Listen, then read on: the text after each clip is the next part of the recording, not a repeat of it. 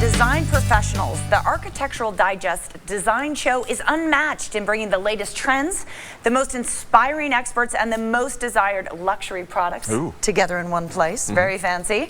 Here to share more is celebrity interior designer Campion Platt.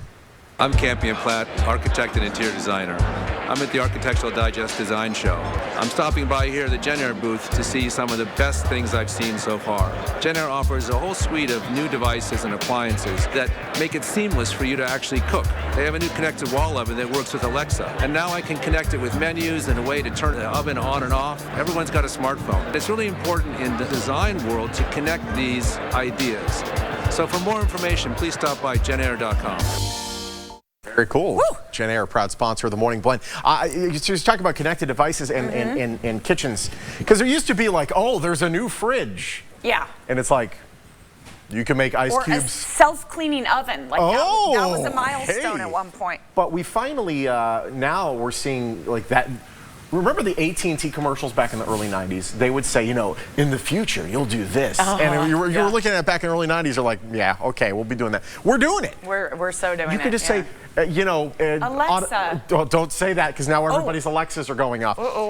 And now Alexa's saying, I don't understand what you mean. No, but you say, hey, Echo.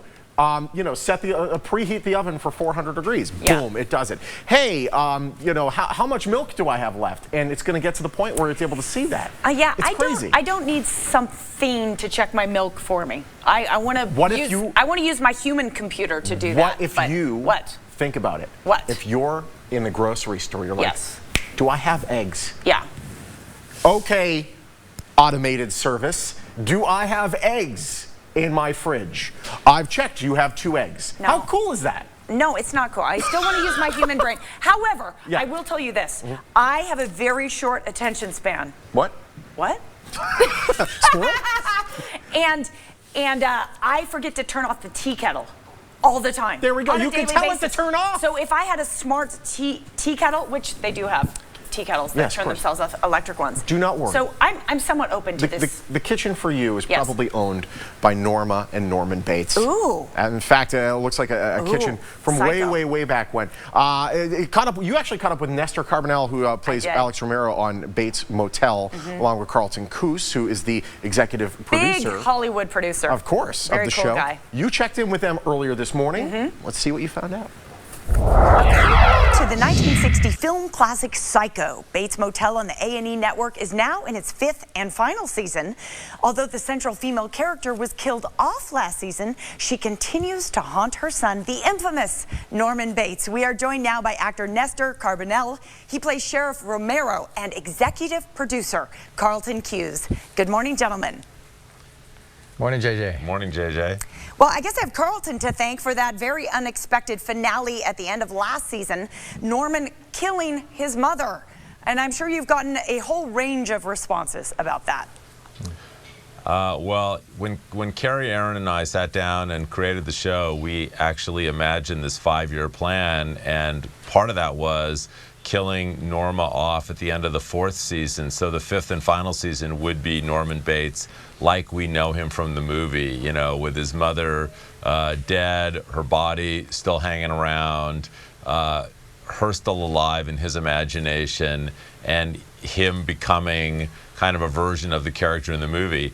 But I will say this, it's not like the movie, it's our own story. We take these certain elements, but the story we're telling is very different. You know, sort of as, you know, a good example of that is, you know, Marion Crane was played by Janet Leigh in the original. She was a blonde, and now we have Rihanna coming to the show, and she shows up on Monday night and brings a very different, cool, modern interpretation to a new version of that character. Yeah, this is so exciting. So singer Rihanna is joining the cast for the final season.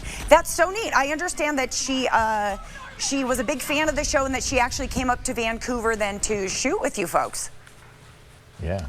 She did. She came up and she shot 2 episodes of the show, and Nestor directed the first one. Oh, cool. Yeah, I had the pleasure to get to direct her and Carlton. Carlton's in this episode too, so you can't miss him Monday night. And he's great in it. He has a phenomenal. I won't say what scene it is. You'll have to look out for it. Carlton, but he does a Hitchcock cameo. I was going to say how very Hitchcockian of you. That's so neat. Absolutely. Okay, very exciting. Nestor, let's talk about the sheriff. Some really new things going on for your character. There's a new sheriff in White Pine Bay. How do you think your character feels about this person? You know, it's interesting. First of all, the actress is phenomenal. Brooke Smith is terrific and in everything she does, and she's phenomenal in this role.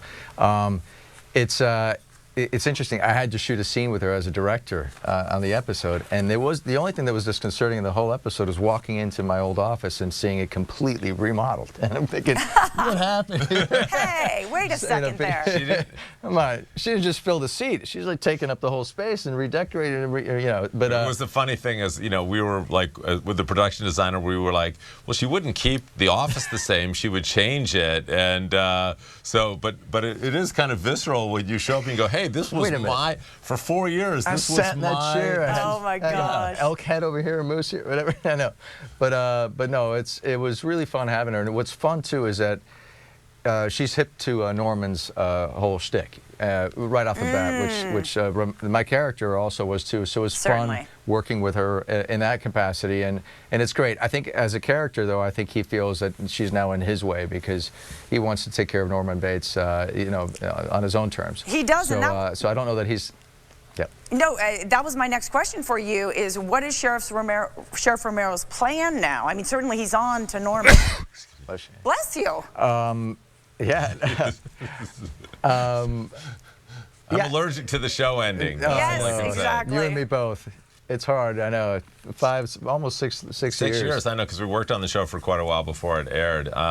It's bittersweet because we had this phenomenal cast. I mean, Nestor, Vera Farmiga, Freddie Highmore, Olivia Cook, who will be starring in the next Steven Spielberg movie. I mean, it's really just been an amazing ride, and it's really fun as a writer to be now kind of bringing this to an end. And Carrie, Aaron, and I have for 5 years kind of known where we're going, and now we're excited to see how the audience reacts to it. Great, and gentlemen, yeah, Monday night is season 5, episode 5. What can we expect from the rest of the season? Give us just a little tease, would you? Go ahead. I mean, I think without giving too much away, I think it's an enormous payoff to all of these characters and their fates and what's going to happen to every one of them. We've already seen what's happened to Caleb, and who knows where the rest of us land, all of us. So it's going to certainly pay off. Everybody gets a big ending. Let's just put it that way. Okay. Yeah, go big. I like that. It's good for an ending. Gentlemen, thank you both for joining us. Thank you, JJ. Thanks, JJ. Yeah, we'll be tuning in Monday night. Catch season 5, episode 5, Dreams Die First of the thrilling Bates Motel, this Monday night, 10 p.m. on A&E. And we know our producers, Julie and Brittany, they'll be staying up for that.